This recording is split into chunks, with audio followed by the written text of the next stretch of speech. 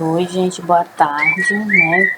Hoje o nosso assunto de história é independência na América Latina, capítulo 12, certo?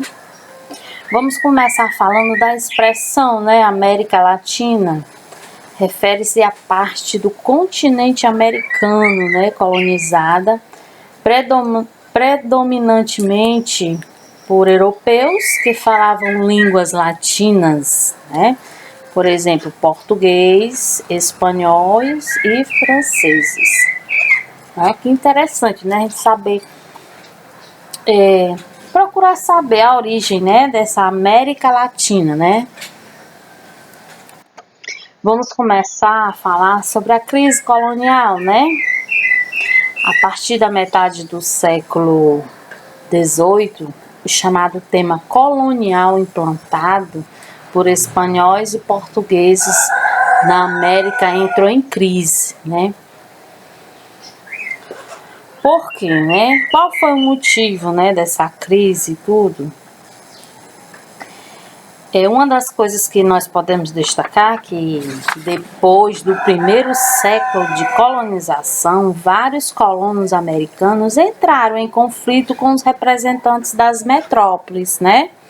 Que esses conflitos tinham raízes nas contradições internas do próprio sistema colonial. Porque para explorar as riquezas, né, da colônia, o governo metropolitano incentivava certo desenvolvimento da economia colonial. Mas não podemos esquecer que esse desenvolvimento, né, os colonos, eles adquiriam poder socioeconômico para lutar contra a exploração dessa metrópole, né? Aí, logo em seguida, nós podemos destacar o colonos e metrópole, que foi justamente o sistema colonial, né, rompeu, promoveu a exploração das riquezas das colônias em benefícios dos governos e comerciantes das metrópoles, ou seja, era justamente, né, Espanha e Portugal. Também podemos falar que os representantes do capitalismo industrial não tinham interesse na dominação dessas metrópoles sobre a colônia, nem nas barreiras do monopólio comercial, e tampouco na produção que dependia do trabalho escravo, né? Nós também podemos falar da necessidade, né, de mercados livres, que era justamente para que os donos de indústrias pudessem ampliar a venda de seus produtos para regiões distantes, né? Era necessária a existência de mercados livres, isto é, claro, regiões onde não houvesse restrições à entrada de produtos industrializados. Continuando esse assunto, né, industrialismo e mercantilismo, se deu também um choque entre as práticas do colonialismo mercantilista e as práticas do capitalismo industrial. Por que, né, ocorria esse choque?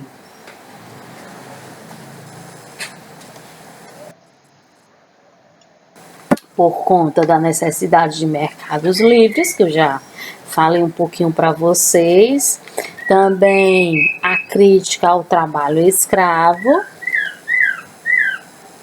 e as mudanças provocadas pelo industrialismo moderno, aliados no pensamento liberal do iluminismo, imposicionaram as críticas à escravidão. Crítica ao trabalho escravo. Nós temos justamente as mudanças, né, provocadas pelo industrialismo moderno, aliados ao pensamento liberal do iluminismo, e posicionando as críticas à escravidão. Assim, né, o colonialismo mercantilista contrapunha-se ao capitalismo industrial. Este tinha por base o livre comércio e o trabalho assalariado, enquanto o colonialismo mercantilista assentava-se no comércio exclusivo, né? Que era um monopólio comercial, e em grande parte no trabalho escravo. Tivemos logo em seguida o rompimento, né? Que foi justamente lutas pela independência.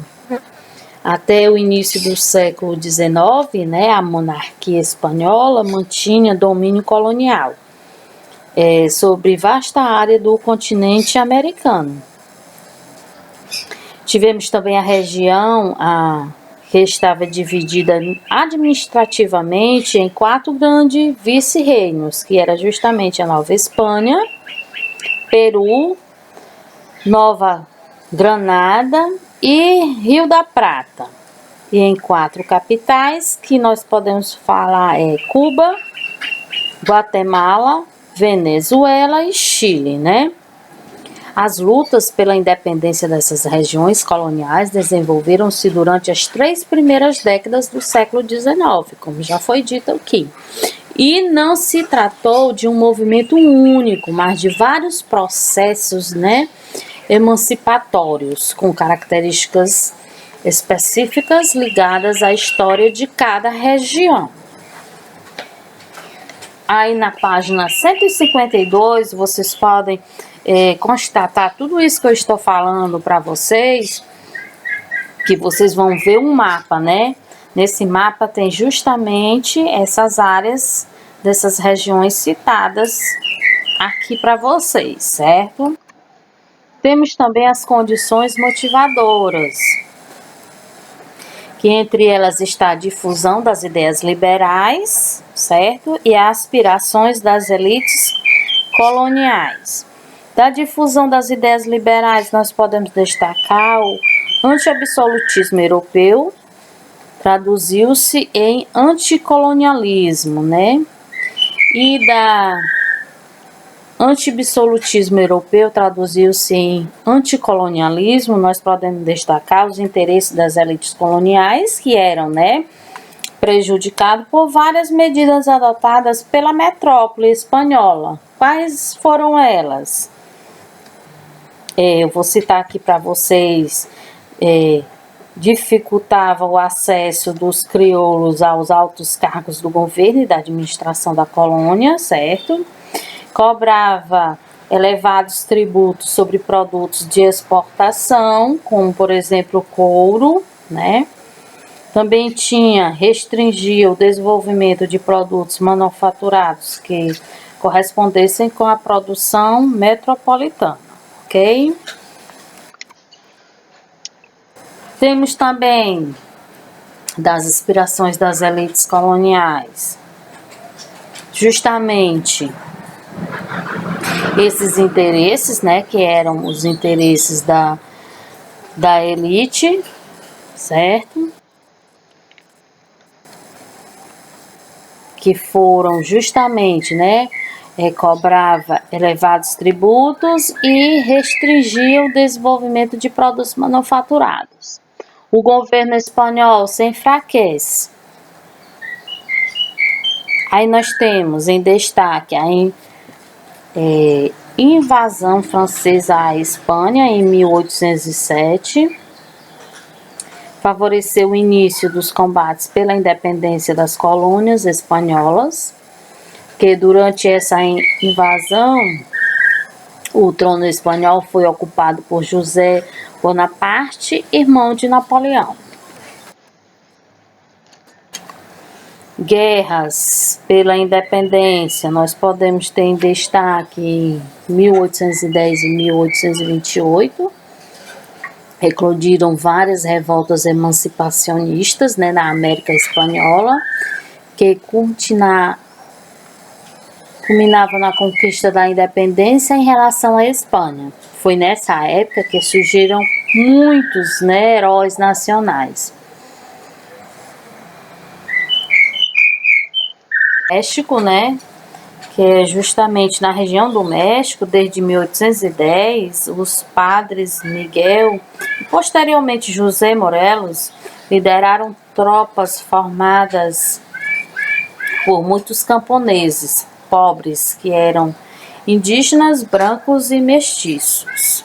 Temos também somente em 1821 ocorria a independência do México, em um movimento liderado pelo general Agostinho, que fizera carreira militar combatendo os rebeldes mexicanos. No Haiti, em 1804, proclamou-se a independência do país, que foi rebatido com o nome indígena de Haiti, que significa terra alta, lugar montanhoso, Foi a primeira nação latino-americana a declarar sua independência, certo? Aí nós temos a participação popular. De que maneira aconteceu, entre os movimentos populares durantemente reprimidos, estão a revolta liderada pelos padres, que era pelo cacique José Gabriel, era chamado de Condorcaque, no Peru. De acordo com alguns historiadores, lutas como de Tupac Amaru, mesmo quando frustradas, mostram que havia um desejo de construir uma ordem social mais justa e solidária, Interesses ingleses e estadunidenses. Entre os governos europeus, praticamente nenhum colaborou com os movimentos pela independência da América Espanhola, nem do Haiti.